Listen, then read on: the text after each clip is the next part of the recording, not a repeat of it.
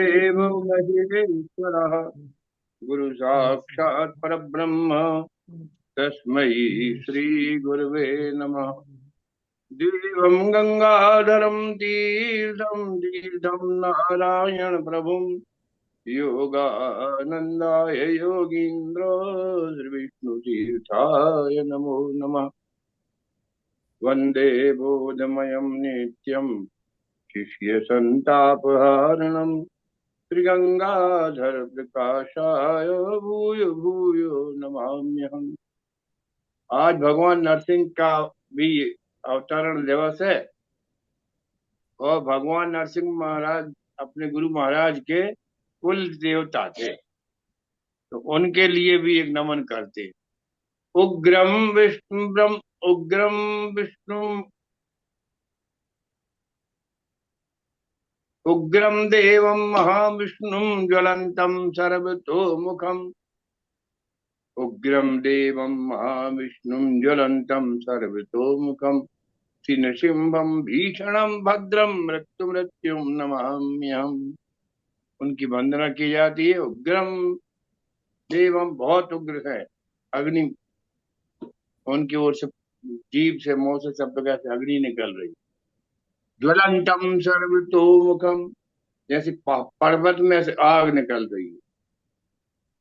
उग्रम जीवम देवम महाविष्णुम ज्वलंतम सर्वतोमुखम नृसिंहम भीषणम।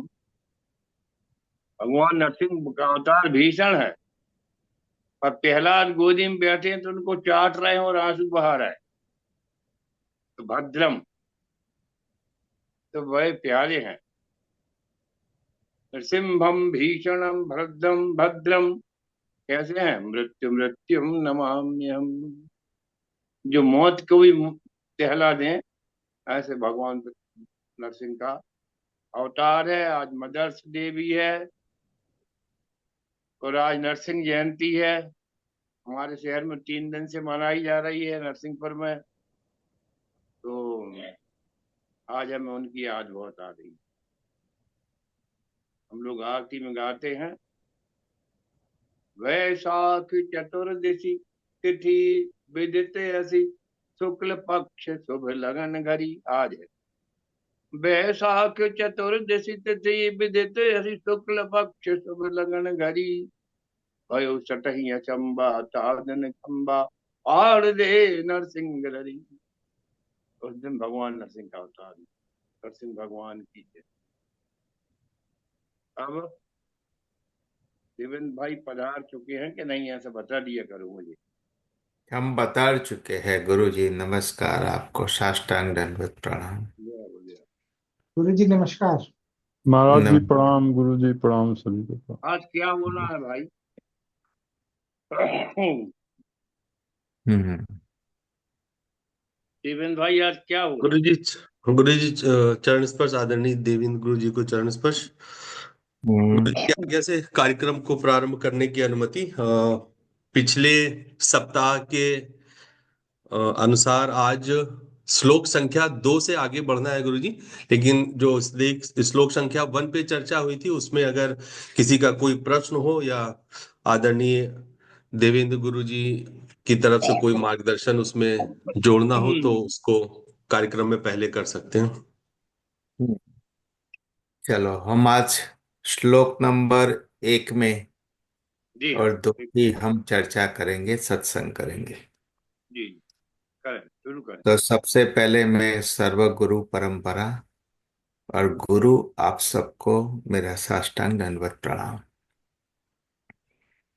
अभी पिछले हफ्ता का सारा रिकॉर्डिंग मैंने सुना था और उसका भी कुछ कुछ पॉइंट है, हम आज सत्संग करेंगे। दूसरा, जो जो अपरोक्ष अनुभूति, तो ये जो बुक है, तो ये बुक आपको अमेजोन पे ऑनलाइन मिल जाती है। तो उसके अंदर जो पेज नंबर 12 to 18, जो स्वामी अखंडानंद जी ने जो इसका दूसरा जो श्लोक है उसका जो विश्लेषण किया है, तो उसी के बारे में हम आज सत्संग करेंगे। सबसे पहला श्लोक जो मंगलाचरण है, तो मंगलाचरण में तो गुरु और परमात्मा दोनों को एक ही स्वरूप बताया गया है। तो वो ललित गुरु जी ने बहुत अच्छी तरह उनका पिछले सप्ताह बताया हुआ था।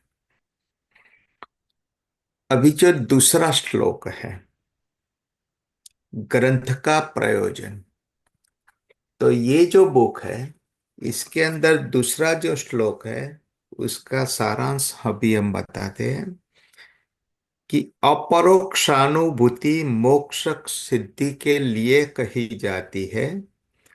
सत्पुरुषों को प्रयत्न पूर्वक बारंबार विचार करना चाहिए। तो यही श्लोक का एक ही श्लोक के ऊपर पेज नंबर 12 to 18, इसमें अखंडानंद स्वामी अखंडानंद जी ने बहुत अच्छा विश्लेषण किया है, उसके बारे में हम बात करेंगे।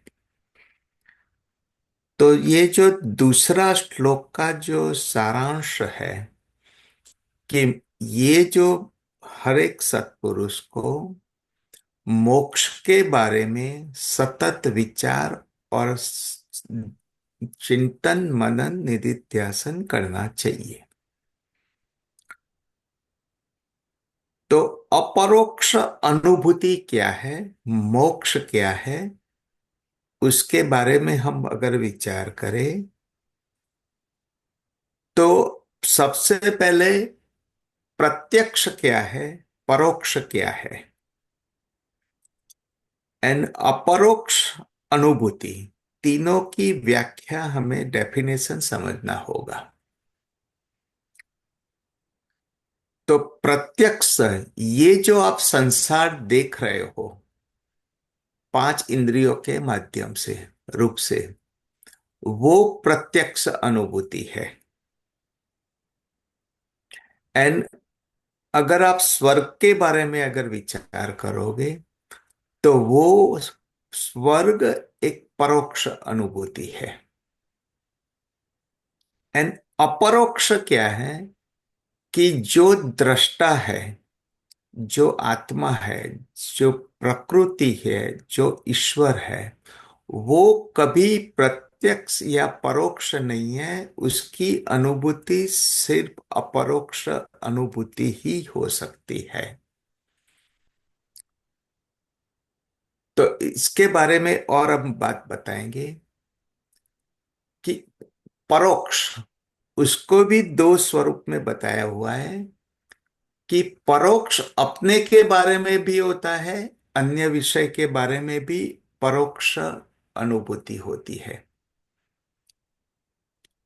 अगर आप अपने ही बारे में, तो ये मैं उदाहरण आपको दिमाग में तुरंत बैठ जाएगा कि पांच इंद्रिय, पांच तन्मात्रा, शब्द स्पर्श रूप रस गंध, वो कभी प्रत्यक्ष नहीं होता, वो हमेशा परोक्ष ही होता है। अभी अपरोक्ष ब्रह्म दृष्टि और तत्व दृष्टि और परोक्ष दोनों में क्या फर्क है वो आपको समझना होगा। ये मैं सब आपको इसलिए बता रहा हूं कि मोक्ष प्राप्ति के लिए परमात्मा का स्वरूप और आत्म साक्षात्कार का ज्ञान अनिवार्य है। जब तक परमात्मा का स्वरूप क्या है, ब्रह्म तत्व क्या है और आत्म साक्षात्कार क्या है, जब तक इसका आपको ज्ञान नहीं होगा तब तक मोक्ष नामुमकिन है। तो मोक्ष पाने के लिए आपको अपरोक्ष अनुभूति करना पड़ेगा। अभी मैं एक सिंपल उदाहरण देता हूं, पहले भी एक बार दे चुका हूं, लेकिन अभी थोड़ा डिटेल्स में हम बताएंगे कि आपके सामने एक चिली है, मिर्ची। मिर्ची को आप आंख के माध्यम से, इंद्रिय के माध्यम से आपको चिली दिखाई देता है। तो ये प्रत्यक्ष हुआ। वही चिली का अगर आप स्मेल लेते हो, तो नाक के माध्यम से जो आपको गंध आती है, वो प्रत्यक्ष अनुभव हुआ। और उसका जब आप जिह्वा से स्वाद टेस्ट करते हो, तो ये जो उसका चिली का तीखापन का जो टेस्ट है, वो भी एक परोक्ष हो गया। तो इसका मतलब आपको समझना होगा कि भाई जो पांच इंद्रियों के माध्यम से जो आप संसार देख रहे हो, जो स्थूल पदार्थ देख रहे हो, जो चिली देख रहे हो, ये आपके लिए प्रत्यक्ष है। और चिली का टेस्ट जब आप जिह्वा के साथ टच करते हो, तो जब तीखापन का अनुभूति होती है, तीखापन, तो तीखापन की जो अनुभूति है, वो कभी प्रत्यक्ष आप देख नहीं सकते हो। जैसे स्मेल है, स्पर्श में गर्मी का जो अनुभूति है, शब्द की जो आपको कर्णपटल से सुनाई देती है, वो पांचों तन्मात्रा वो हमेशा अपरोक्ष ही है। वो कभी प्रत्यक्ष अनुभूति नहीं होती है। तो पांच तन्मात्रा, ईश्वर की अनुभूति और आत्म साक्षात्कार, उसकी अनुभूति हमेशा अपरोक्ष ही होती है। उसको कभी आप प्रत्यक्ष देख नहीं सकते हो। तो ये ग्रंथ का जो शीर्षक है, उसको समझना होगा कि अप्रत्यक्ष अनुभूति। तो आपको अप्रत्यक्ष अनुभूति किसका करना है? कि ईश्वर का स्वरूप, प्रकृति और जो पांच तन्मात्रा है, वो कभी प्रत्यक्ष नहीं है, वो हमेशा अपरोक्ष ही है। उसका आपको अनुभूति करना है। अभी अनुभूति इसमें दो है कि परोक्ष को भी दो विभाजन किया हुआ है। कि एक अनुमान कार्य को देखकर अगर आप अनुमान करते हो, कार्य में अगर दूर से अगर धुआं अगर आपको दिखता है, और धुआं से आपको पता चलेगा कि वहां पे अग्नि होगा, तो ये कार्य देख के जो आप अनुमान करते हो, उसको परोक्ष अनुभूति देखते हो। और अगर बादल है, तो आपको एक अनुमान करोगे अभी वर्षा होगी, तो वो कारण के देख के जो आप अनुमान करते हो, वो परोक्ष अनुभूति है। तो ये जो तन्मात्रा है, और अहंकार, महत तत्व और प्रकृति, वो सारा अपरोक्ष है। तो आपको अपरोक्ष की अनुभूति करना है।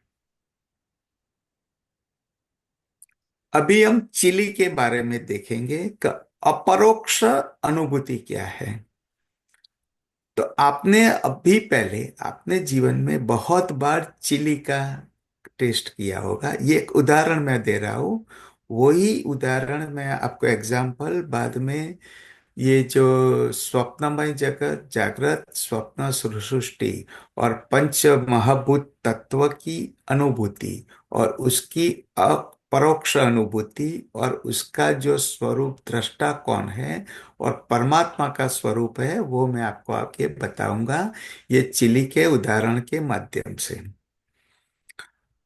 तो चिली का आपने जब टेस्ट किया, या जब आप खाना खाते हो, तब आप ऐसा ही एक बताते हो कि भाई ये खाना बहुत अच्छा था, बहुत टेस्टी था। तो इसका मतलब ये हुआ कि जो चिली या आपकी भोजन की थाली प्रत्यक्ष है, उसका स्वाद जो है, वो जो परोक्ष है, उसकी अनुभूति जो स्वाद की होती है, जो जिह्वा के माध्यम से, तो अभी तक आपने जो सोचा था वो सिर्फ प्रत्यक्ष और परोक्ष के बारे में ही सोचा था। अभी आपको यही चिली और भोजन की थाली का टेस्ट, उसके बारे में आपकी सोच और आपकी दृष्टि, वो इसके अंदर ब्रह्म तत्व क्या है, इसके अंदर अपरोक्ष अनुभूति क्या है, और इसके अंदर जो परमात्मा का स्वरूप क्या है, उसको अगर अभी आपको सोचना है, तो चिली का जब आपने टेस्ट किया तब आपको अभी तक आपने सोचा नहीं होगा कि वो चिली का टेस्ट करने वाला क्या है और उसके अंदर ब्रह्म तत्व क्या है। वो दृष्टि अपरोक्ष अनुभूति है। तो जब आप चिली का टेस्ट करते हो तो उसका सेंसेशन चेता तंत्र नर्व्स के माध्यम से ब्रेन में जाता है।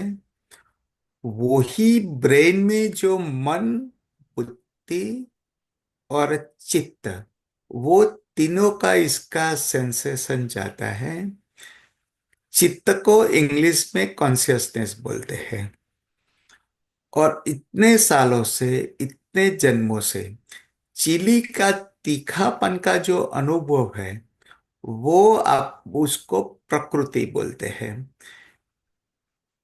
अगर स्वीट है तो स्वीट का अनुभूति, तो इसके जो गड़पण का जो स्वाद की अनुभूति है, वो परमात्मा ने प्रकृति बनाई हुई है।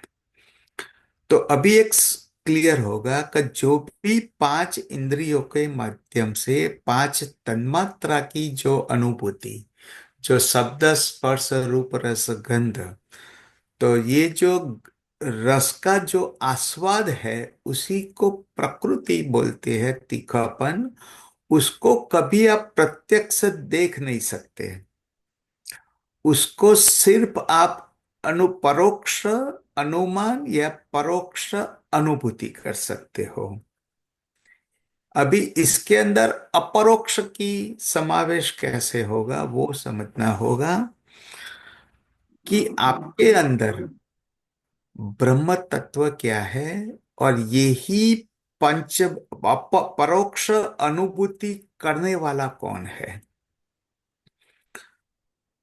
तो वो अनुभूति करने वाला वही तत्व दृष्टि से वही आत्मा है, वही चेतन तत्व है, वही परमात्मा है, वो आपका खुद का स्वरूप है। उसकी जो परोक्ष की जो अनुभूति करेगा, उसी वो आत्म तत्व, उसी को ही अपरोक्ष अनुभूति बताते हैं। तो आपके मन में एक दृष्टि हो जाएगा कि जब भी आप खाना का टेस्ट करते हो, तो आप इस सिर्फ इतना मत सोचना कि ये तीखा है या गड़पण है।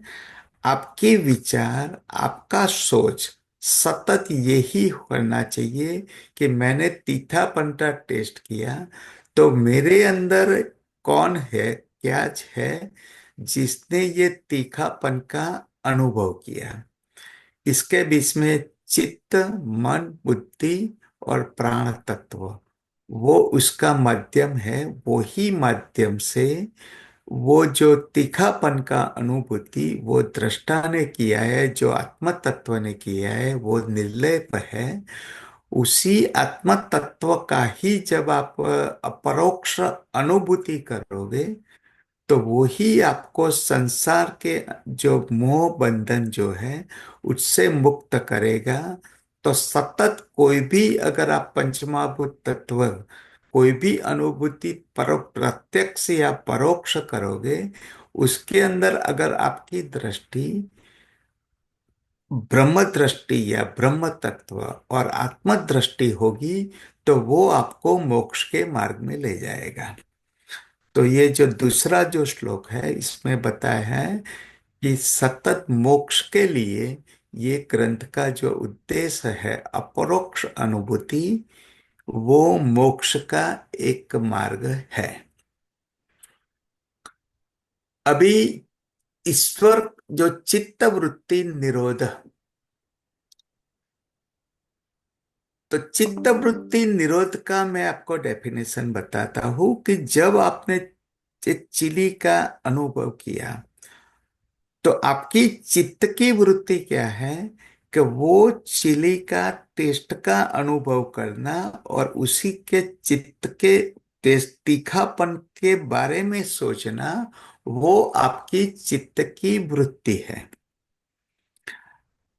अगर आपकी दृष्टि वो चित्त वृत्ति चिली का तीखापन में ना रहे और आत्मदृष्टि में ही अगर उसको दृष्टा कौन है, अगर आप सतत इसके बारे में चिंतन करोगे तो ये आपको अपरोक्ष अनुभूति, वो आपको आत्मचिंतन, जो वही परमात्मा जो चेतन स्वरूप है, इसी के अंदर सतत आपकी दृष्टि रहेगी।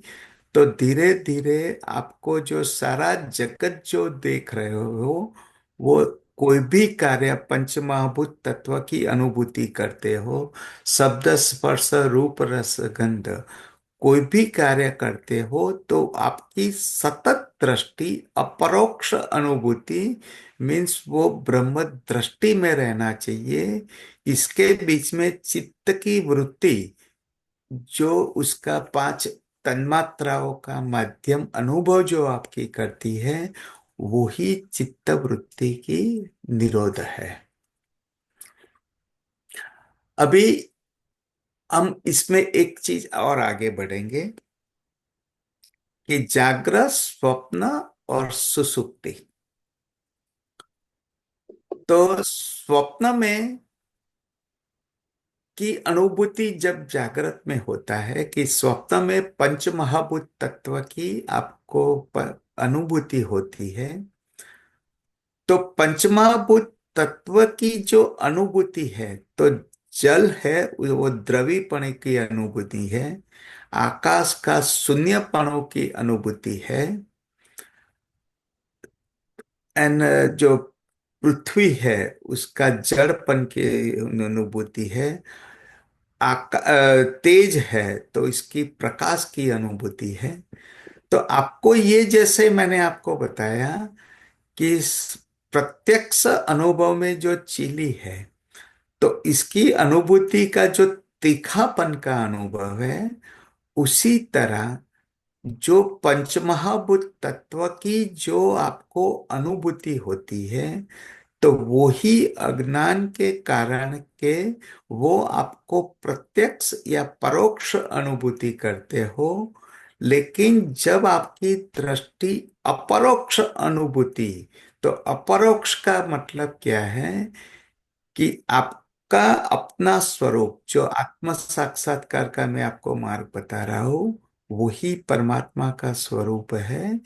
तो वही आत्मा का अनुभूति, वो उसको अपरोक्ष अनुभूति ही शक्य है।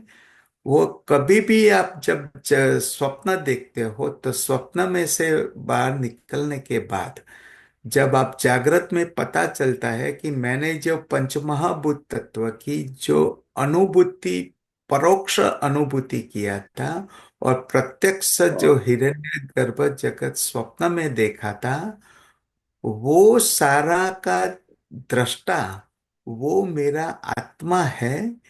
वो आत्मा की जो दृष्टि है उसी को अपरोक्ष अनुभूति बताते हैं।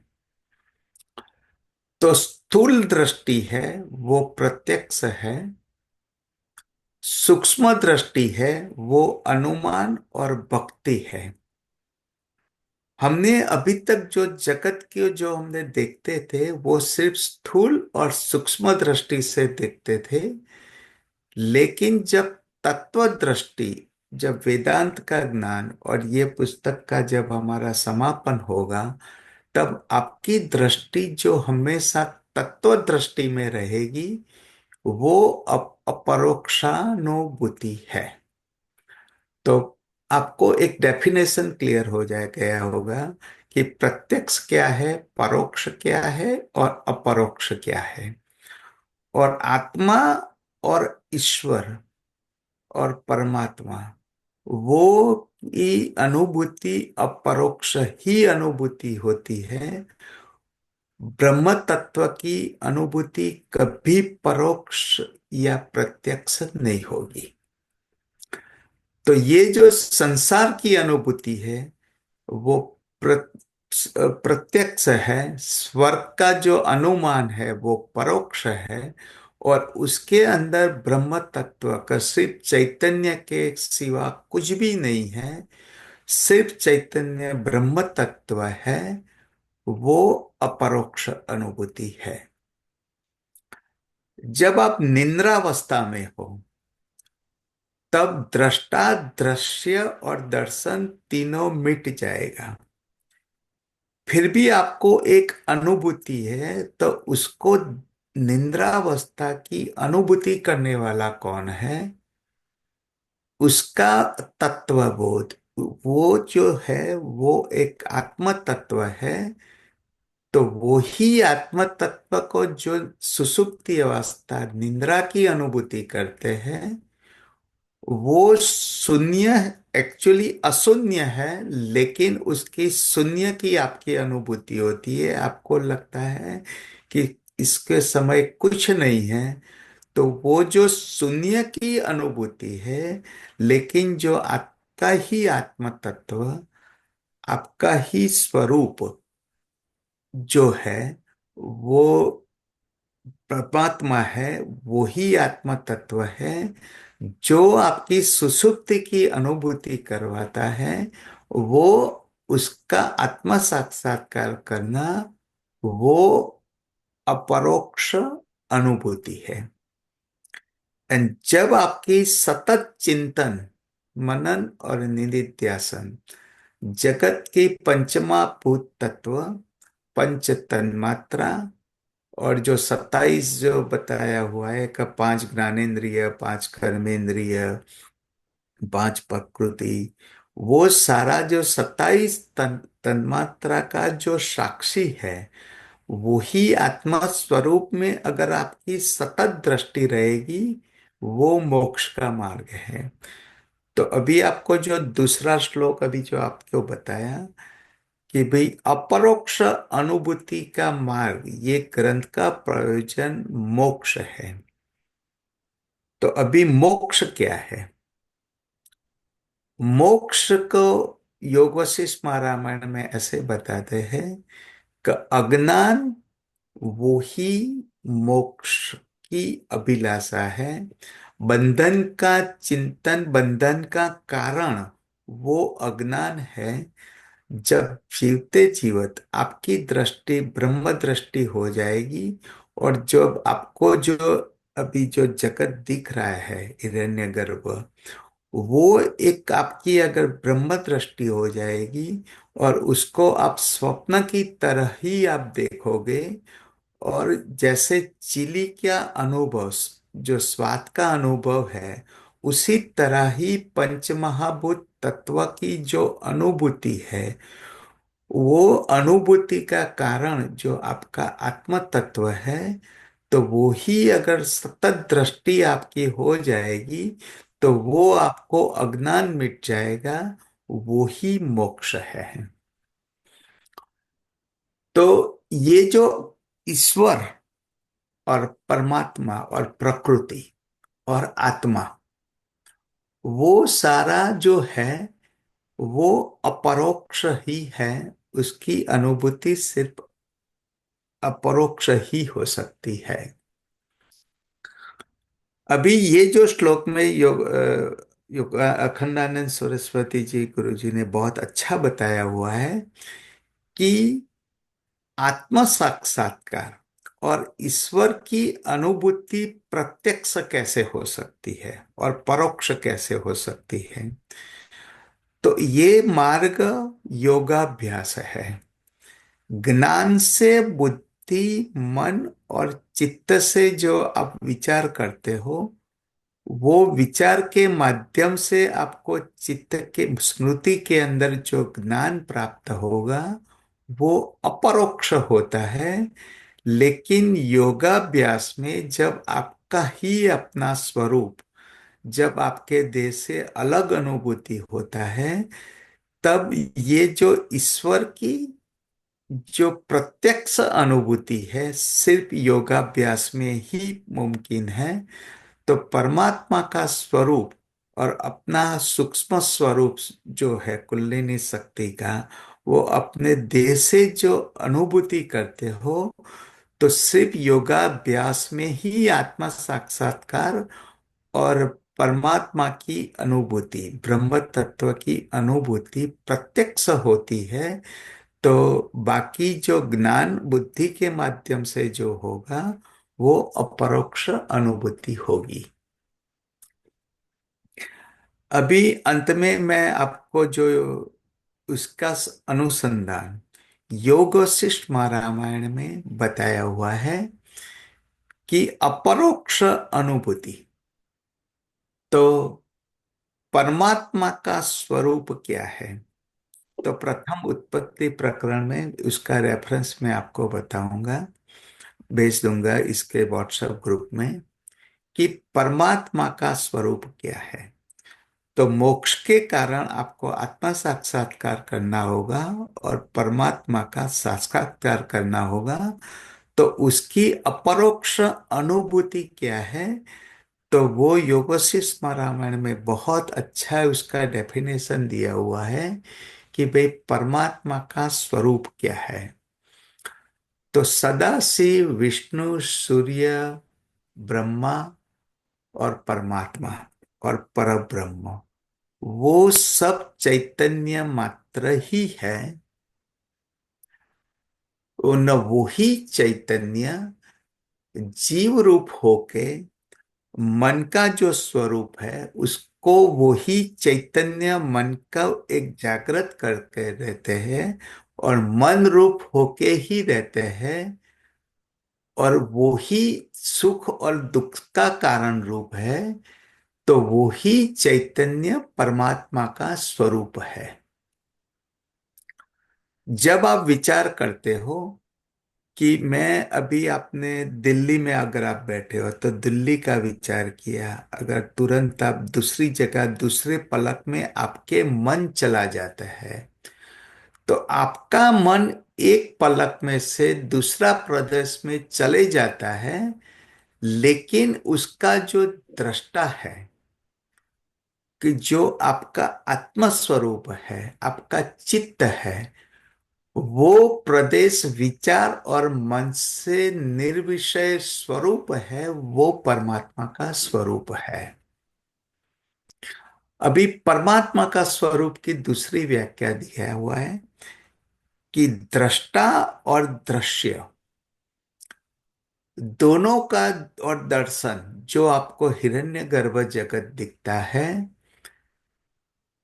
उसका जो सिर्फ कल्पना ही आपके लिए है कि आपके अंदर जो आत्मा है, जो मैं आत्मा साक्षात्कार की बात कर रहा हूं, उसका जो दृष्टा और दृश्य का जो विचार है जब अस्त हो जाता है और सिर्फ चैतन्य का ही अवकाश होता है, वो परमात्मा का स्वरूप है।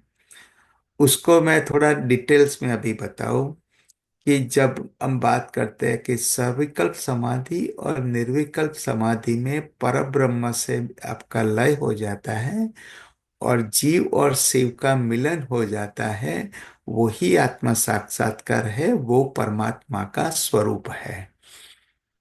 तो ये इसका डेफिनेशन ऐसे होता है कि जब आप साधन में बैठते हो, तब दृष्टा, दृश्य और दर्शन तीनों का लय होके सुषुप्ति जैसा अनुभव जो आपको समाधि में होता है, उसी वक्त सिर्फ चैतन्य शेष रहता है। वो ही एक आत्म साक्षात्कार का माध्यम है, वो ही परमात्मा का स्वरूप है।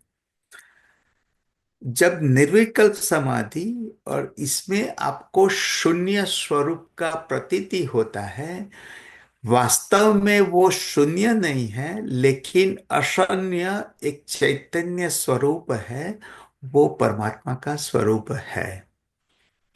तो जड़ चेतन और स्वप्नमय जगत जिसके अंदर समाया हुआ है वो परमात्मा का स्वरूप है। बाहर अंदर विषयों के सहित जो सारा हिरण्यगर्भ जगत जिसकी सत्ता से उसका स्वरूप आपको दिखता है वो परमात्मा का स्वरूप है। और प्रकाश और देखाव, आकाश और शून्यपणु, जल और उसका द्रवीपणु, पृथ्वी और उसका गंधपणु और इसका हाड़ का अनुभव, ये जो दोनों एक दूसरे से अलग नहीं है, छतां इसका जो चैतन्य स्वरूप एक सूक्ष्म अणु के अंदर सारा ये चैतन्य के अंदर हिरण्यगर्भ जगत में पंचमहाभूत की अनुभूति हो जाती है, ये परमात्मा का स्वरूप है। तो अभी आप मूल श्लोक पे आए कि अपरोक्ष अनुभूति। तो परमात्मा, आत्मा और प्रकृति और पंचम तन्मात्मा की जो अपरोक्ष अनुभूति जो का जो मार्ग है, तो वो आत्म साक्षात्कार का ही अपरोक्ष अनुभूति का इसका ग्रंथ का प्रयोजन है। अभी पिछले सप्ताह गुरु जी ने एक बहुत अच्छा चीज बताया कि जब आपके वृक्ष में की जो दृष्टि है उसके बीच में दृष्टि रखना चाहिए। तो अभी उसको अपरोक्ष अनुभूति में बीच का क्या मत है, उसका संबंध कैसा है, तो योग वशिष्ठ में रामायण में बार बार उसका उल्लेख बताया हुआ है कि जब आप वृक्ष के अंदर बीज देखते हो तो बीज के अंदर हजारों वृक्ष समाये हुए हैं। तो चैतन्य रूपी बीज के अंदर अनंत ब्रह्मांड समाया हुआ है। जब आपकी वो तत्व दृष्टि ब्रह्म दृष्टि रखना चाहिए तो ये आपको ब्रह्म तत्व और परमात्मा की स्वरूप को आपको एक ब्रह्म दृष्टि मिलेगी। अभी अगर एक बीज है, एक बीज में से एक वृक्ष होगा, वो वृक्ष में से हजारों बीज होगा। वो बीज जब पृथ्वी में दूसरी जगह आरोपण होगा तब इसमें से दूसरे हजारों वृक्ष होगा। वो हजारों वृक्ष में भी अनंत वो बहुत सारे बीज होंगे। बीज होने के बाद इसकी जो चेन प्रोसेस है तो अनंत वृक्ष इसमें से दिखेगा। तो आपकी जो दृष्टि है तो वो एक बीज के अंदर चेन प्रोसेस के काल के अनुसार और जैसे जैसे काल बीतता जाएगा तो वही बीज के अंदर अनेक वृक्ष समाया हुआ है। वो अगर बीज में अगर आपकी दृष्टि जाएगी तो ये परमात्मा का स्वरूप आपको समझ में आप आएगा।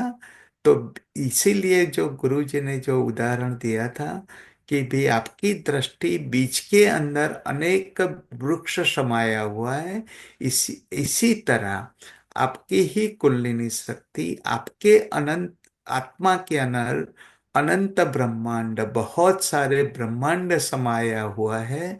अगर ये दृष्टि अगर आपकी रहेगी वो ही ब्रह्म दृष्टि है। अगर अभी आपकी जो आत्मा है तो अभी ये जो आप जो जगत देख रहे हो तो अभी आप भारत देश में या आपकी जो दृष्टि है तो भारत देश दिखता है, ये दिखता है। अगर आप सोचो कि ये आपके मृत्यु होने के बाद अगर आपको दूसरा ब्रह्मांड दूसरा जो समाज संसार दिखेगा, उसके बाद तीसरा जन्म के बाद तीसरा कोई संसार दिखेगा, चौथे इसके पहले आपके बहुत जन्म बहुत 84 लाख योनि हो चुकी है, तो वो अलग अलग में भी आपका जो आत्मा आपकी कुंडलिनी शक्ति एक ही है, लेकिन उसके अंदर आपका बीज जो है वो आपका स्वरूप है। उसके अंदर अनंत वृक्ष की तरह आपने अनेक ब्रह्मांड अनेक अनुभव कर चुके हैं, लेकिन आपकी दृष्टि वृक्ष के बीज की तरह सिर्फ आपके आत्मा की प्रति होनी चाहिए। ये गुरुजी ने जो बताया था वो बहुत अच्छा उदाहरण था। दूसरा, अजय जी ने जो एआई के बारे में बात किया था, तो दुनिया में कोई भी एआई या कोई भी कंप्यूटर वो स्वाद की अनुभूति नहीं कर सकता है। जैसे मैं अब आपको बताऊं कि अगर एक पॉइजन है, कि जिसका पॉइजन का टेस्ट कैसा है वो कोई भी उसकी अनुभूति आप कोई भी एआई कोई भी कंप्यूटर सिस्टम नहीं कर सकती है। उसका अनुभव सिर्फ आपको चित्त को आपके जिह्वा के माध्यम से ही टेस्ट करना होगा कि वो अनुभूति क्या है। तो दुनिया में जो अनुभूति की जो ब्रह्म तत्व जो मैं सब उसकी जो स्वाद है, वो इसकी अनुभूति सिर्फ जो ब्रह्म तत्व है वो ही, कोई भी कंप्यूटर या एआई सिस्टम स्वाद की अनुभूति नहीं बताएगा। या कोई पदार्थ आप कंप्यूटर में रखो या कोई भी जगह रखो और उसको पूछो कि इसका स्वाद क्या है, तो वो सिर्फ आप अनुभूति कर सकते हो। कोई भी स्थूल पदार्थ के माध्यम से आपको अनुभूति नहीं होगा। यह उदाहरण मैं इसीलिए बता रहा हूं कि ब्रह्म तत्व और परमात्मा का स्वरूप जो है वो सिर्फ अपरोक्ष अनुभूति है। वो ही उसका एक उदाहरण है। तो जो सर्व जगत जो है जो आपको दिख रहा है उसकी अनुभूति में ब्रह्म तत्व की अनुभूति और सर्व में परमात्मा की अनुभूति करना वो अपरोक्ष अनुभूति है। तो ये ग्रंथ का प्रयोजन जो दूसरा जो श्लोक है उसके बारे में बताया। उसके बाद बहुत सारे श्लोक हैं। कभी अपरोक्ष अनुभूति का मार्ग क्या है, उसका योग भूमिका क्या है, 1 2 3 4 7 भूमिका, वो सारा इसमें बताया हुआ है। तो और जो पातंजलि योग सूत्र में अष्टांग योग है उसका भी इसमें सम दम तप नियम आसन ध्यान ध्यान समाधि उसका भी सारा मार्ग ये अपरोक्षानुभूति में हम सत्संग करेंगे। तो ये ग्रंथ का प्रयोजन अभी आपको समझ में आ गया कि भी अपरोक्ष अनुभूति किसकी करना है, और प्रत्यक्ष, परोक्ष और अनुमान और अनुभूति और एक बुद्धि, और बुद्धि और अनुभव में क्या फर्क है। तो बुद्धि से जो पर है वो अनुभव है। बुद्धि से तर्क वितर्क और मन का तर्क वितर्क तक ही सोचती है लेकिन जब आपको अनुभव हो जाता है तो बुद्धि से बड़ा अनुभव है और अनुभव से बड़ा अनुभूति है। तो ये जो अनुभूति का जो मार्ग है वही हमारे ये जो पुस्तक का आयोजन है। तो अभी इसके बारे में मैं गुरु जी से गुरु बताऊंगा। जी एक एक एक लोग क्या छोटा सा, करेंगे। आपने जो, प्रणाम देवेंद्र गुरु जी, आपने जो अभी बताया उसके आधार पे मन में एक उदाहरण आया, तो आप उसमें मार्गदर्शन करें, वो ठीक है या गलत। जो प्रत्यक्ष, परोक्ष और अपरोक्ष की व्याख्या है उसके अनुसार ये उदाहरण ठीक है कि जैसे हमने किसी कागज पे लिखा जीवों पे दया करो, तो ये प्रत्यक्ष हमने उस कागज पे लिखा है। लेकिन अगर इसी में हम एक कार्बन लगाते हैं, 3 4 कार्बन लगा के लिखते हैं, तो सबसे नीचे के पृष्ठ पे भी वही वाक्य लिख गया।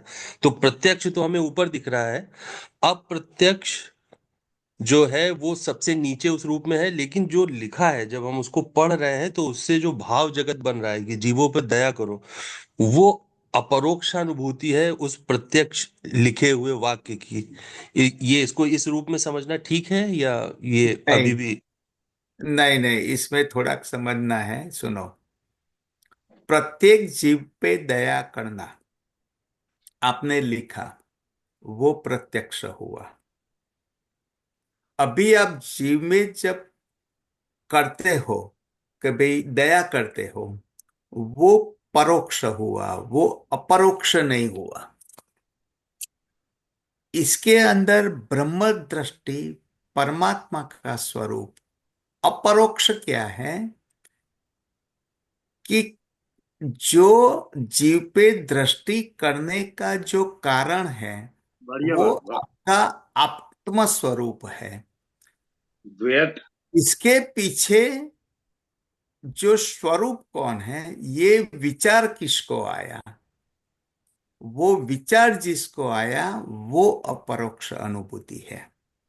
अभी मैं चिली के माध्यम से बताऊं कि चिली का जो आपको स्वाद आया वो परोक्ष है, लेकिन ये स्वाद की अनुभूति किसने किया, वो अनुभूति करने वाला आपके अंदर जो आपका आत्मा तत्व है, जो साक्षी है, जो दृष्टा है, जिसने चिली का तीखापन का अनुभूति किया, वो अपरोक्ष है।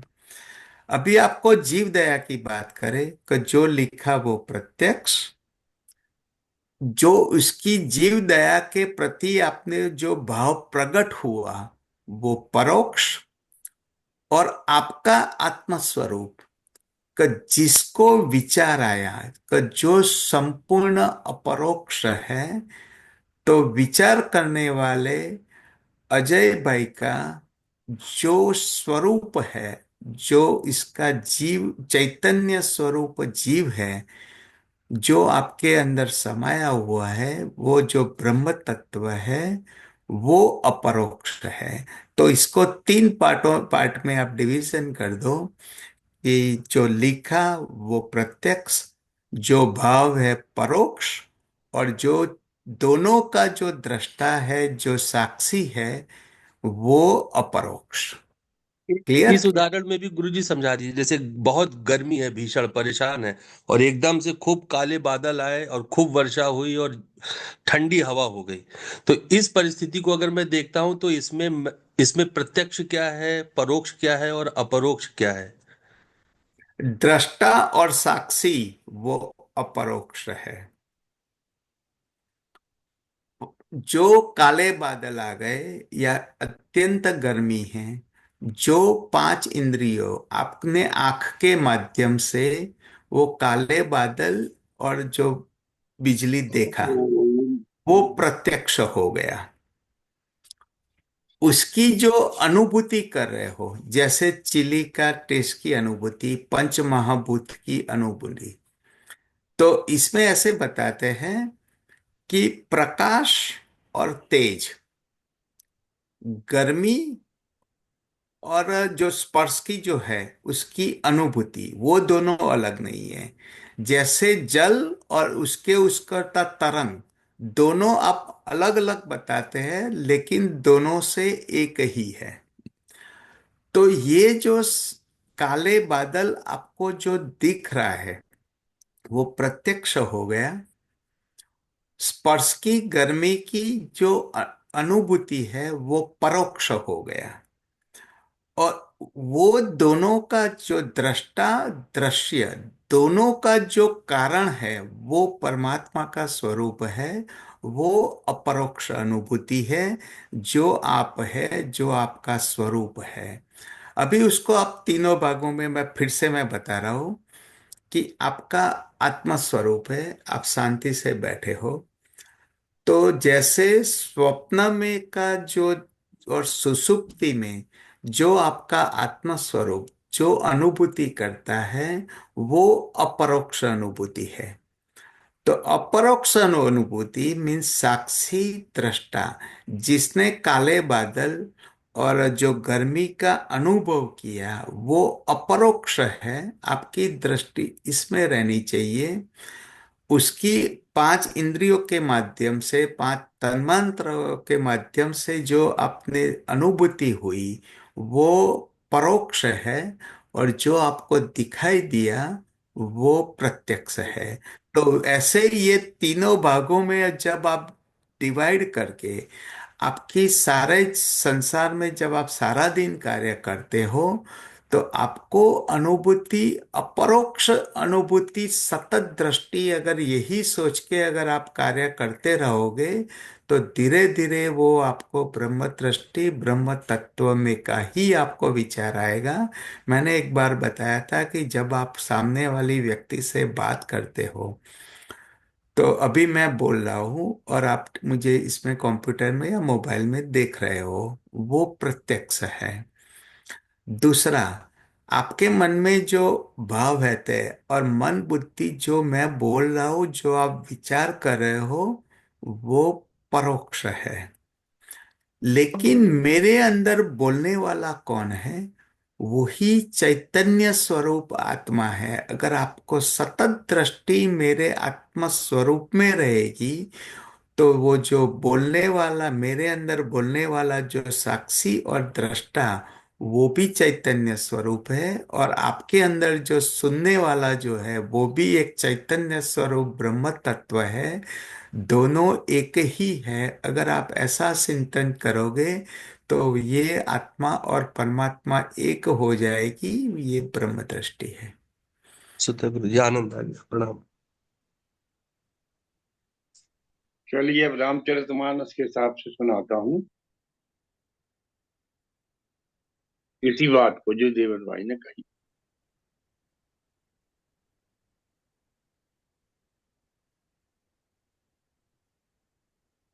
सुनाई दे रहा कि नहीं? सुनाई दे रहा है। जी गुरु जी। हाँ। रामचरितमानस कह रही है, व्यापक ब्रह्म अखंड अनंता, व्यापक ब्रह्म अखंड अनंता, ब्रह्म सर्व में व्याप्त है। जैसे सब मिट्टी के बर्तनों में मिट्टी व्याप्त, जैसे सोने के जेवरों में सोना व्याप्त है ना, ऐसा ही उसको भले ही तुम कुछ भी नाम दो, कोई भी रूप डालो, मगर है वो मिट्टी ही, वो सोना ही है। ऐसा ही जो कुछ भी यहाँ दिखाई देता है, जड़ चेतन गुण दोष में जो कुछ दिखाई देता है, वो है उसमें ब्रह्म ही, कोई दूसरी चीज नहीं है। शक्कर के बने हाथी घोड़ा ऊंट बैल सब शक्कर ही है। व्यापक ब्रह्म सब में वही व्यापक, अखंड, उसके कोई उसके कोई बैल घोड़ा नहीं होता वो कभी, वो शक्कर ही रहती। अपन कहते हैं बैल घोड़ा खेलो ना। व्यापक ब्रह्म अखंड अनंता, कोई उसका शुरुआत और अंत नहीं है।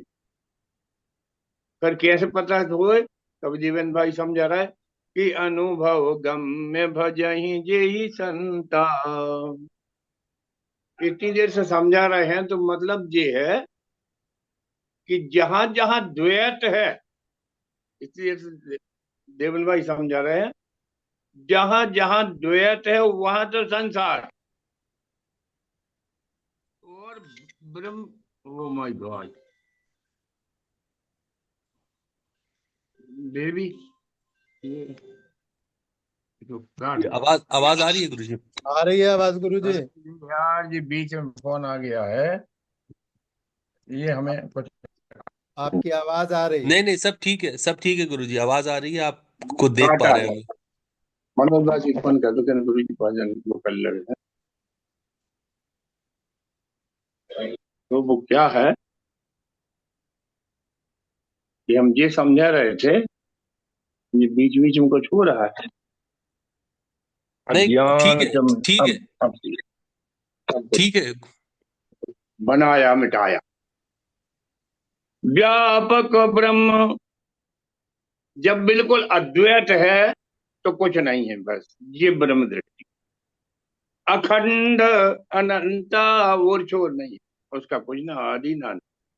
तो उसका पता कैसे चलता? यह अनुभव गम्य, वो आत्मानुभूति का विषय है, पूर्णतः अद्वैत। बजहि जेहि संता, जो पहुंचे हुए संत हैं वो उसका अनुभव करते। तो अब कह रहे हैं कि उस जड़ चेत नहीं ग्रंथि पर गई, यद्यपि मृषा छूटत कठ नहीं। तो वह जो आत्मा है सर्वव्यापी, एक ही, सब जगह। वह जब संसार के बारे में कुछ दृष्टा बन के देखना चाहता है, तो देखने के लिए जिस का उपयोग करता, वह अहंकार धारण करके खुद को स्वतंत्र मान लेता है। वो वो जाता है अहंकार। वो अहंकार के कारण जीव संज्ञा हो जाती है कि हम देख रहे हैं। वो आत्मा को अलग ही कर देता। वो द्वैत में आ जाता है कि मैं ही हूँ। जैसे माइक पे कोई बोल रहा है, तो माइक को ये लगने लगे कि मैं ही बोल रहा हूँ, मेरी सत्ता है। तो फिर कहते हैं कि जड़ चेत नहीं ग्रंथि पर गई, यद्यपि मृषा छूटत कठिनाई। यद्यपि ये झूठ है, क्योंकि एक अखंड अनंत अनुभव गम्य ब्रह्म ही सत्य है। बाकी सारा जो है संसार है, वो जे आंखों से देखा जाने वाला और अनुमान लगाया जाने वाला, जी इस तरह से जो द्वैत पे आधारित सब है। तो अब इसके बाद तीसरी चौपाई, ये सब उत्तरकांड है पूरा। सोते सोते, अब कह रहा है कि वह तुम, वह जो ब्रह्म है वह तुम। सोते ताही और तो ही नहीं भेदा। तुलसीदास जी कह रहे हैं वही तू है। सोते ताही तो ही नहीं भेदा। उस ब्रह्म में और तुम में कोई अंतर ही नहीं, अद्वैत ही है पूरा। जब तुम आत्म स्वरूप में रहते हो तब। सोते ताही तो ही नहीं भेदा। कैसा नहीं भेद? बारी बीती जिमिगा वही भेदा। कह रहे हैं कि समुद्र और समुद्र की लहरें जैसे हैं, तो इस तरह से लहर तो तुम हो, और वो अखंड अनादि अनंत समुद्र जो है वो परमात्मा ब्रह्म है। तो ब्रह्म में और यानी समुद्र में और समुद्र की लहर में कोई अंतर नहीं। क्यों नहीं है अंतर? कि लहर जो है अलग से कुछ है ही नहीं। वो तो बाहर की हवा के प्रकाश के कारण, प्रभाव के कारण जो जल तरंगित हो रहा है, वह समुद्र का ही जल है। इसलिए कोई ऐसा नहीं कहता, ध्यान से सुनने की बात है, ये वेदांत का काम। आप या कोई ये नहीं कहता बिना पढ़ा लिखा भी कि भैया लहरों का समुद्र है।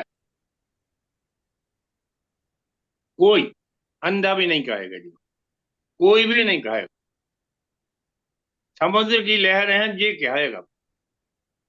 पर लहरों का समुद्र तो कोई कह नहीं सकता, न कहीं लिखा होता कि लहर कुछ है ही नहीं, तो समुद्र कैसे होगा लहरों का? अब अपरोक्ष अनुभूति इसमें क्या है? तो जब लहर यह जान ले कि समुद्र ही है, मैं कुछ नहीं हूं, तो समुद्र की तरफ से देखो,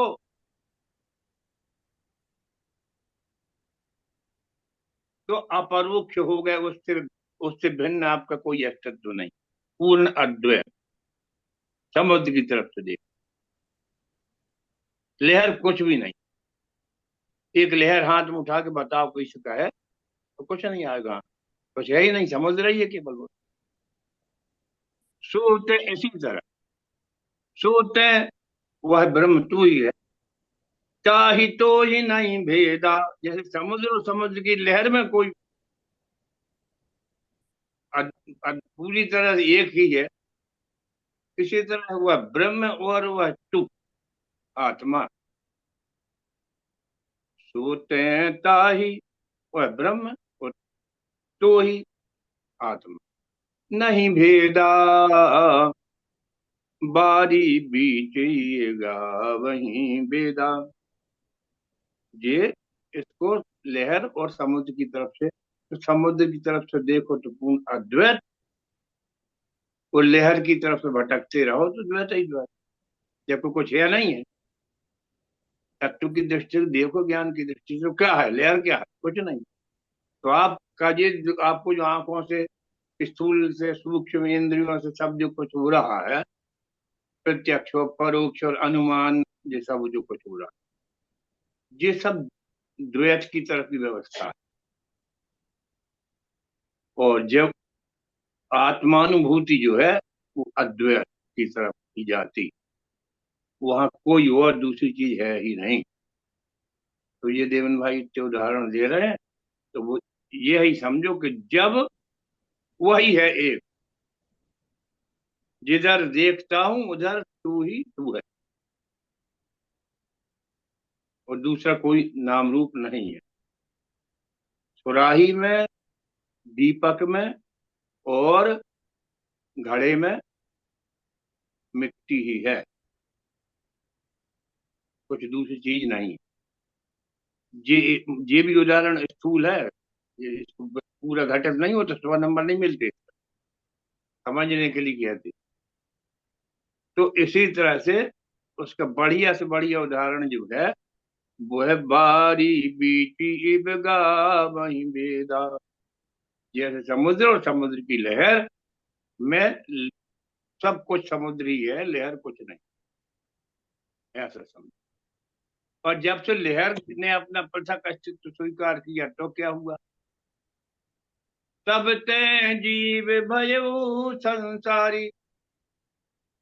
जब से अब उसने अपने को पृथक स्वीकार कर लिया है, नहीं है मगर कर लिया, तब ते जीव, जो जीव ब्रह्म ही ना अपरा, जीव जो है ब्रह्म ही है, कुछ है ही नहीं, मगर वो अहंकार के वशीभूत होकर अपने आप को ब्रह्म से पृथक मान करके, तब तक जीव भयो संसारी,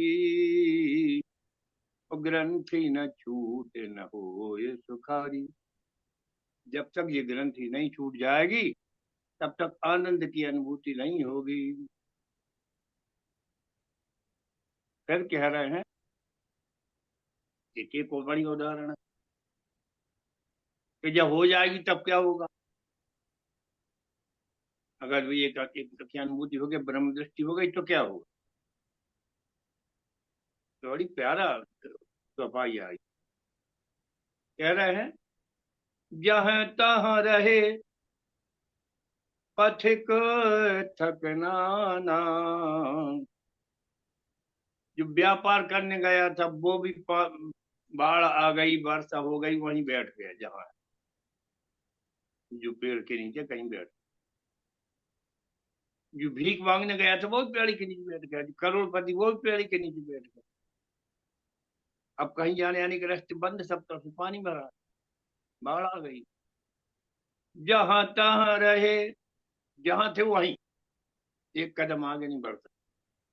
पथिक थकनाना, कहीं से आए हो कि कोई धंधा कर रहे हो, भाई एक ही जगह बैठे। इस तरह से जिमी इंद्रिय गण उपजे ज्ञान। तो फिर जब ये ब्रह्म दृष्टि हो जाएगी तो इंद्रियों की तरफ से, मन की तरफ से, बुद्धि की तरफ से जितनी ये व्यवस्था अपन अभी चल रही है, ये सब कोई निर्णय नहीं देंगे, केवल ब्रह्म का ही निर्णय चलेगा। उसको ब्रह्म दृष्टि दिखाएंगे, वही मोक्ष होगा। और जब तक इंद्री से, मन से, बुद्धि से, किताब से, हमसे, तुमसे, हमसे भी, जीवन भाई से भी सुनोगे, तब तक ये है अनुभूति नहीं करोगे तो फिर वो ब्रह्म दृष्टि नहीं होगी। क्योंकि ये भी परोक्ष ही है जो हम कह रहे हैं। अनुभूति आपको होगी तभी वो प्रत्यक्ष समझ, तभी वो अपरोक्ष होगी। यानी आपकी, आप से, अपना स्वरूप में आप। जैसे बूंद जो है समुद्र में जब गिर गई तो एकाकार हो गई, है ना। तो वो फिर वो जो हो गया, वो घटना घट गई, वो है फिर अद्वैत हो गया। अब बूंद अलग से कुछ नहीं। तो इसी तरह से जब ब्रह्म दृष्टि हो जाएगी तो सारे विचार, सारी इंद्रियों का काम जो है वो वहीं से चलेगा। ये ऐसे ही रह जाएंगी, कोई निर्णय नहीं करेंगी। जो काम सब करेंगी दुनिया का, मगर निर्णय नहीं करेंगी कोई। निर्णय ब्रह्म का ही रहेगा। अतः होगी अद्वैत में ही। भले ही कोई की सेवा करो तो ब्रह्म ही समझ के करो, कुछ ग्रहण करो तो ब्रह्म ही समझ के करो। तो इस तरह से जो हो जाएगा, तब कहते हैं जहां तहां रहे पथ कथक नाना, जिमींद्रिय गण उपजय ज्ञान। जब आत्मानुभूति हो जाएगी तब इंद्रियां ऐसी हो जाएंगी कि उसी जगह पेड़ के नीचे बैठे चारों तरफ बाढ़ से घिरे हुए टापू पे सब रईस न फकीर सब इकट्ठे बैठे। अब और कहो तो हमने यह तक देखा, हम इन परिस्थितियों को भोगा है बहुत, कि सांप वहीं बैठा हो, मेंढक भी वहीं बैठा पेड़ के ऊपर। न मेंढक सांप खा रहा है, न आदमी को काट रहा है कोई सांप। सब इकट्ठे बैठे, बाहर पेड़ पे थोड़ी एक डाल बची केवल डूबने को, वहां सबका बैर भाव मिट जाता। ऐसा हमने सब देखा है, अनुभव कर लिया, क्योंकि बहुत ज्यादा इन परिस्थितियों में घूमे। तो फिर वहां कोई मतलब कि जी उसको नहीं सोचता सांप को कि जी मेंढक मेरा भोजन। और अपन को भी नहीं लगता कि सांप मतलब हमारा दुश्मन। सारा अद्वैत हो जाता मौत के चक्कर में, है ना। मौत का चक्कर चारों तरफ दिखाई देता है। कोई ये नहीं सोचता कहाँ का आहार कहाँ को गया, है ना। वो ऐसी डूबते डूबते डूबते डूबते ऐसा हो जाता। तो ये सब उदाहरण ही है। तो इस तरह से तुलसीदास जी कहते हैं भैया, फिर से भी चौपाई दोहरा देते हैं। व्यापक ब्रह्म अखंड अनंता, अनुभव गम्य भजहि जेहि संता। उस व्यापक ब्रह्म में क्या हुआ? जड़ चेत नहीं, अहंकार आ गया। जड़ चेत नहीं ग्रंथि पर गई, इस जड़ अहंक ने खुद को चेतन मान लिया। यद्यपि मृषा छूटत कठिनाई, और ये झूठ है, मगर अब जब ज्ञान हो जाएगा आत्मा का तब पता लगेगा झूठ था। जी हमारा स्वरूप था ही नहीं, वहाँ यही एक वैचारिक बंधन था। तो कहते हैं जड़ चेत नहीं ग्रंथि पर गई, यद्यपि मृषा छूटत कठिनाई, तब ते जीव भयउ संसारी, को छूट न ग्रंथि न होय सुखारी। इस द्वैत का विचार करते करते जब तक वह छोड़ के अद्वैत में स्थित नहीं हो जाएगा, तो तोते सोते ताहि तो ही नहीं भेदा। तब वह ब्रह्म और तू अलग अलग नहीं। संजय भैया गाते हैं, हम निर्विकारो निराकार रूपो, विभुर व्याप सर्वत्र सर्वेन्द्रियाणाम, सदा में समत्वम न मुक्तिर्न बंध, चिता चिदानंद रूपा शिवोहम। संजय भैया गाते, अपन कई बार उनसे गुआ चुके। जब जब ये हो जाएगा तब ये सब जो संजय भैया गाते वो आत्म सटकम वो आपकी जिंदगी में प्रत्यक्ष ही हो जाए। तो कहते हैं तब ते जीव भयो संसारी, को छूट न ग्रंथि न होय सुखारी। तो अब कहते हैं कि वो जो देवेंद्र भाई ने इतनी देर तक जो आपको वेदांत के हिसाब से समझाया, वो रामचरितमानस के हिसाब से मैंने ये कहने का प्रयत्न किया। अब हम दोनों लोग कह चुके, अब आपकी बारी है ना। प्रश्न जरूर पूछना चाहिए, जैसे पांडे जी पूछते हैं, कभी कभी अग्रवाल जी पूछते हैं। नहीं पटती बात तो पूछो भाई। हम्म। और अपने साथ पुस्तक रखो। तो बता दिया कि वो कागज में आ गई है, तो का है वो हमें समझ में नहीं आता। काय में आ गई है, देखो उसको, वो खोल के रखो, ऐसा सब सीखो साखो।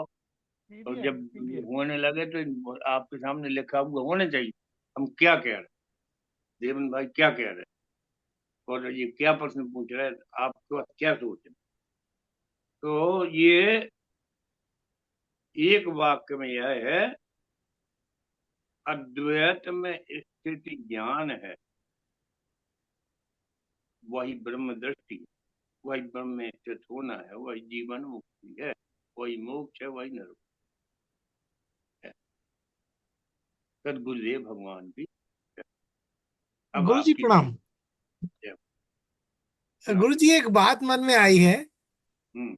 कि जब साधन में हम लोग रहते हैं और जब कुछ नहीं होता है, कुछ हम्म। नहीं रहता है, हाँ बराबर। तो क्या उसको ये माना जाए कि वो अपरोक्ष अनुभूति है?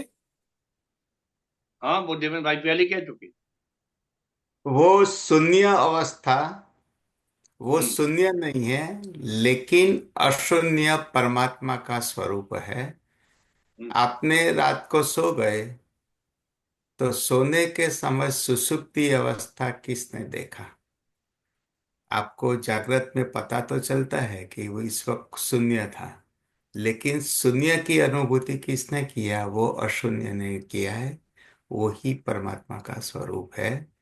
दृष्टा, दृश्य और दर्शन, तीनों को जागृत अवस्था में अशून्य अवस्था से जब आप देखोगे, वो अगर ज्ञान हो जाएगा, उसी अपरोक्ष अनुभूति है।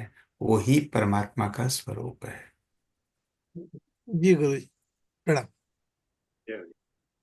बढ़िया बात, ऐसा पूछना चाहिए बिल्कुल प्रैक्टिकल बढ़िया प्रश्न है ना।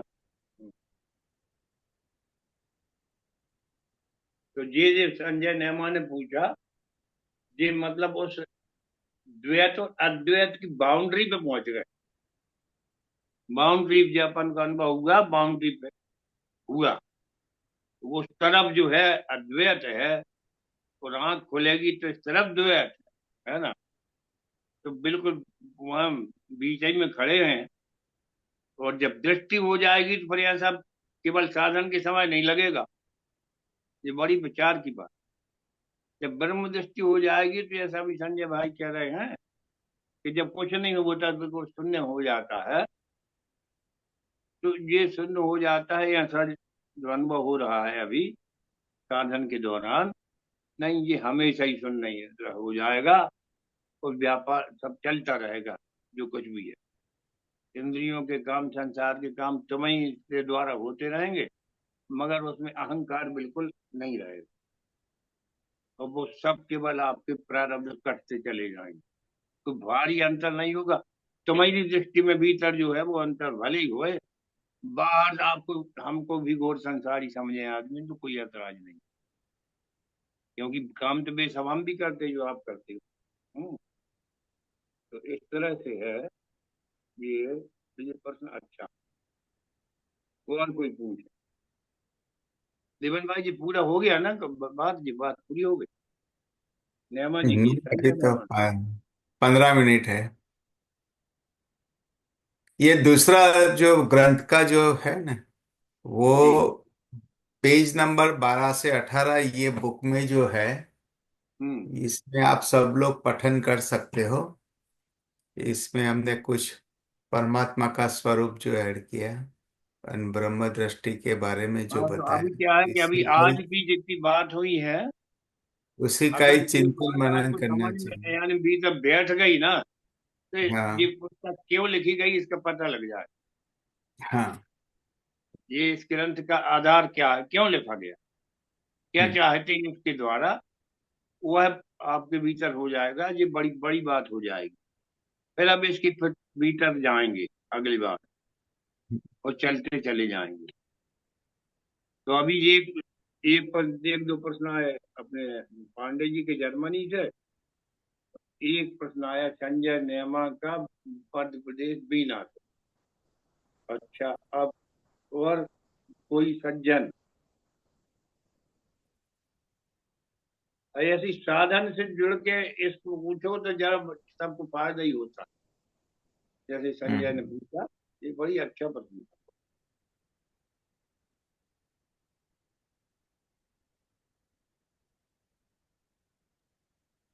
और इसमें स्वामी अखंडानंद जी ने बहुत अच्छा बताया हुआ है कि बताएं। योगाभ्यास में अपरोक्ष अनुभूति प्रत्यक्ष हो जाती है, सिर्फ योगाभ्यास में, ज्ञान में नहीं होती है। और भक्ति योग में जो भावावेश आता है, पिछले सप्ताह जो गुड़िया ने बताया था कि भाई प्रश्न नहीं आता है, तो भावावेश में जो समाधि लग जाती है और जो आनंद में, सच्चित आनंद में लय होता है, वो भी एक अपरोक्ष अनुभूति है। तो भक्ति योग में भी जब आप परमात्मा से लीन हो जाओ, वो अपरोक्ष अनुभूति है। और परब्रह्म और ब्रह्म दोनों का पहले एक बार बात हुआ था कि प्रलय के बाद जब कुछ भी नहीं रहता है, हिरण्यगर्भ भी नहीं रहता है, सिर्फ चैतन्य रहता है, वो अवस्था जो हमें निर्विकल्प समाधि में होता है, वो हमारे लिए अपरोक्ष अनुभूति प्रत्यक्ष हो जाती है। हम्म, ये बहुत बढ़िया, अच्छा बताया हुआ है ये इसमें। अगर पढ़ने का हो तो पढ़ लीजिए देव भगवान। नहीं नहीं, वही है इसमें, मैंने जो अभी बताया ना पेज नंबर 12 से 18 में, कि हाँ, तो अब पढ़ योगाभ्यास के में। आइए अगली बार में। हाँ, तो वो पढ़ के आए, उसके बाद में आगे का पेज देखेंगे, तो तीसरा और चौथा श्लोक नेक्स्ट टाइम देखेंगे, हम्म, पढ़ेंगे। तो ये बहुत अच्छा इसमें बताया हुआ है। एंड यूट्यूब पे जैसे ब्रह्म सूत्र का लिंक भेजा था, वैसे हम्म, ही अपरोक्ष अनुभूति में अखंडानंद जी का 68 पार्ट है, पार्ट 1 पार्ट 2। वो भी मैं आपको लिंक भेज दूंगा इसमें। तो अगर आपको इसमें क्या है कि सतत चिंतन और मनन, बार बार अभ्यास करना, ये श्लोक में बताया हुआ है। तो जितना आप बार बार अभ्यास करोगे, इतना जल्दी आपको अपरोक्ष अनुभूति होगी। तो ये भी उनका जो लिंक है यूट्यूब का, वो भी मैं आपको भेज दूंगा। तो इसमें भी बहुत अच्छा बताया हुआ पापा जी, हम्म, ये मानस, रामचरितमानस में हम्म, जो सुतीक्षण का प्रसंग आता तो है, हम्म, तो उसमें एक स्थिति उसकी आती है कि वो ध्यान में बैठ जाता है और कुछ भी इस सामने भगवान खड़े हैं तब भी उसको कुछ हम्म, ख्याल नहीं है। हम्म, तो वो वो क्या वो स्थिति अपरोक्ष अनुभूति की है? हाँ बिल्कुल, हम भी चौपाई बोलते रहे, सबको आनंद आए। कबहू की फिर पाछे मुनि जाई, कबहू की नृत्य करे गुण गाई। मुनि मग माज अचल हुई बैठा, पुलक शरीर फनस फल जैसा। तो कहते हैं अविरल प्रेम भगति मुनि पाई, तो प्रभु देखें तरु ओट लुकाई। तब रघुनाथ निकट चली आए, देख दशा निज जन मन भाए। मुनि ही राम बहु भांति जगावा, हिलाया डुलाया सुतीक्षण को राम जी ने। मुनि ही राम बहु भांति जगावा, जागन ध्यान जनित सुख पावा। पर वो सुतीक्षण जो है स्वयं राम जी जगा रहे हैं, मगर वो भीतर के राम में, आत्मा राम में इतना मस्त हो गया कि बाहर के राम जगा रहे, मगर वो नहीं जग रहे। जाग न ध्यान जनित सुख पावा। तब वो भगवान ने ये बड़ी होशियारी करी कि जिस बिंदु पे वो लीन था, उसी में भगवान ने थोड़ी सी उसे गड़बड़ कर दी। भूप रूप तब राम दुरावा, हृदय चतुर्भुज रूप दिखावा। वो जो जिस मार्ग में जाकर डूबा था, भगवान ने चक्र सुदर्शन, चक्र, शंख चक्र गदा पद्म धारण करके दिखाने लगे। मुनि अकुलाय उठा तब कैसे, विकलहीन मणि फणि भर जैसे। तब तो उसका ध्यान टूट गया तत्काल के लिए। क्या हुआ? आगे देख जटिल तनु श्यामा, सीता अनुज सहित सुख धामा। परयु लकुटी चरणन लागी, प्रेम मगन मुनि भर बड़ भागी। वो उस समय अनुभूति में चला गया था, दीक्षा गहरी अद्वैत की अनुभूति में चला गया। जब राम जी भी जगा रहे हैं तो नहीं जग रहा। तुलसीदास जी कह रहे हैं कि वो ध्यान के आनंद में एकाकार हो गया। देखो, रामायण ग्रंथ तो है भक्ति मार्ग का, पर मतलब हमने साधन पत्र लिखा जरूर, पर मतलब उद्देश्य यही था कि ज्ञानी भक्ति नहीं कछु भेदा। अपनी चरमावस्था में दोनों एक ही हो जाते। इसलिए हम भक्त हैं जो ज्ञानी, इस तरह की बात ठीक नहीं। वह एक परमात्मा है, वह उसी के लिए ये सब है। वो जब वहां हो जाते तो वहां न कोई भक्त, न कोई ज्ञानी, न कोई द्वैत वहां रह जाता है। अद्वैत तो परमात्मा ही रहता है और कुछ नहीं।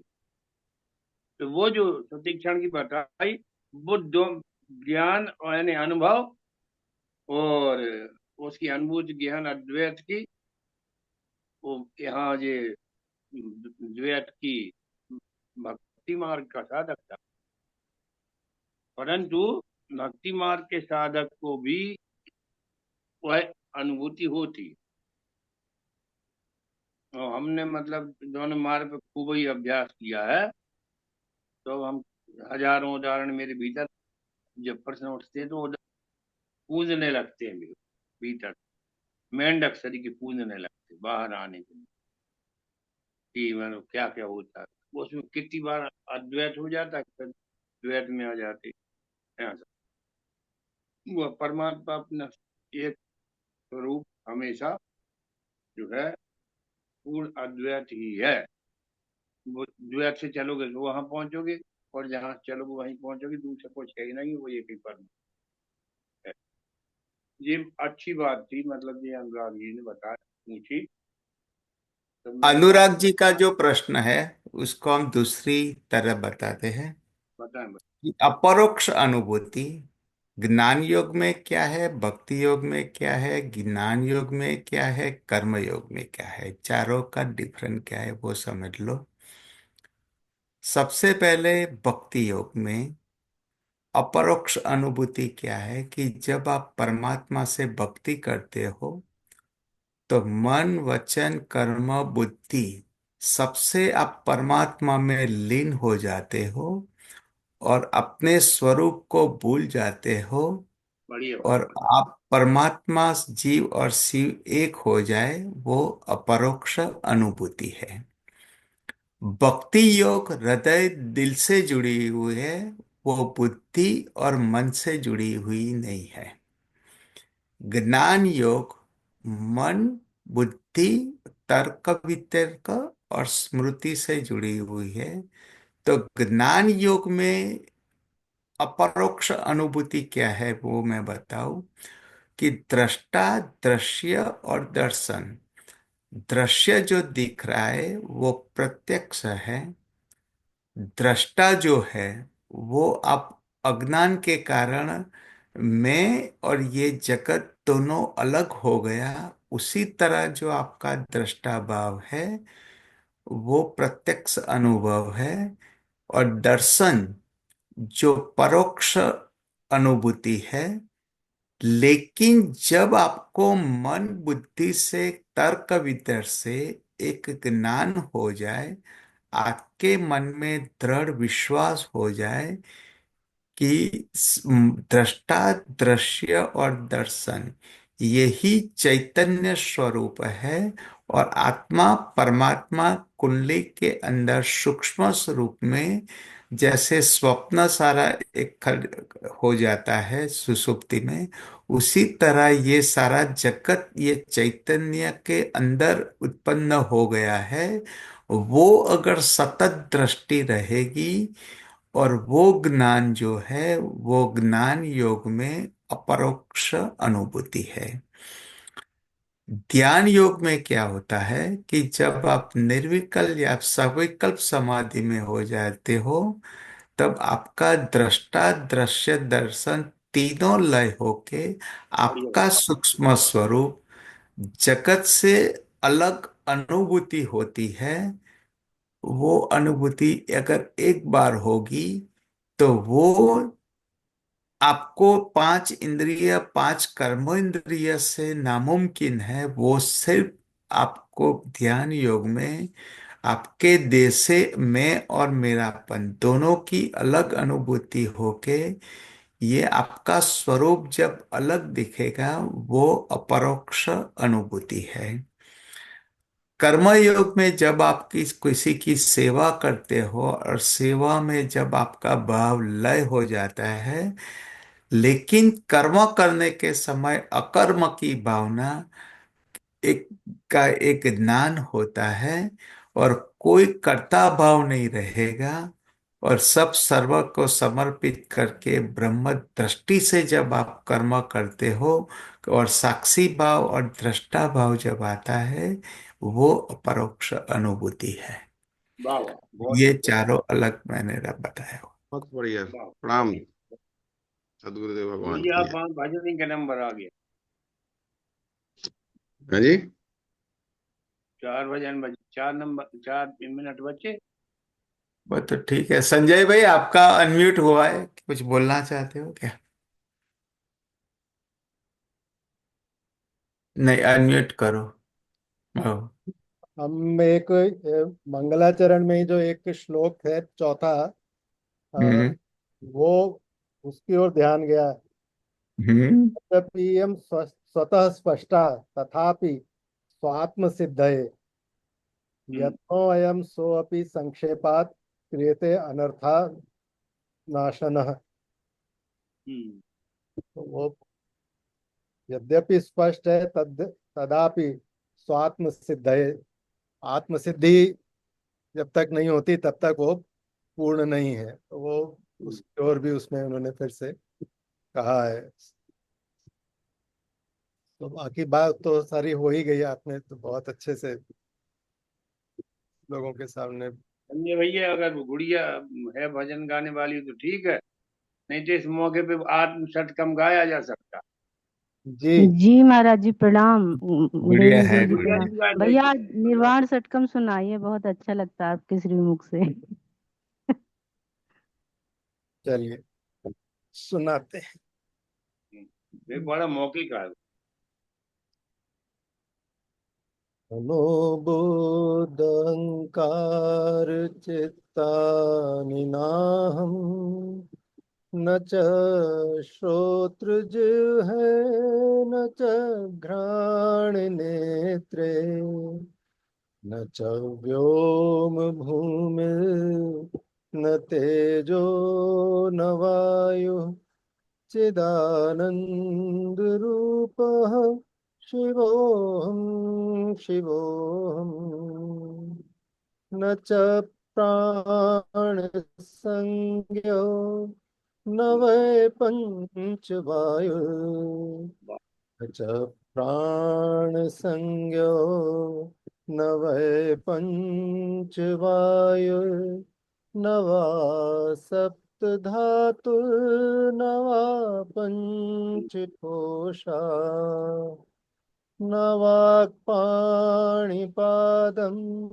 न चोपस्थपायु